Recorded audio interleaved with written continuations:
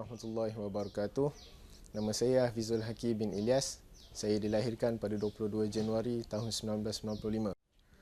Sepanjang berada di Politeknik Banting, Selangor, telah banyak ilmu dan pengalaman yang telah saya dapat, yang telah meningkatkan potensi diri saya.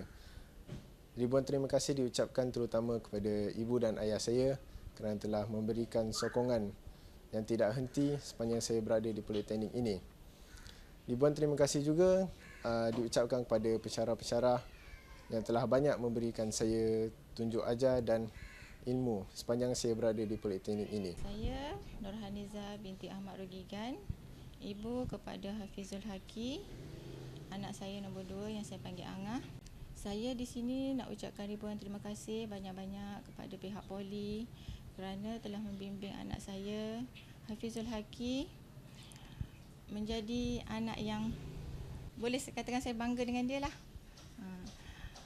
Sebab di sana banyak pensyarah dia memberi tunjuk ajar, bukan sahaja dalam bidang akademik, tapi akhlak dia juga sangat bagus. Dia juga dapat membantu adik-adiknya di rumah. Terkini saya telah mengikuti pengajian ijazah sarjana muda dalam bidang teknologi pembuatan di Universiti Teknikal Malaysia Melaka.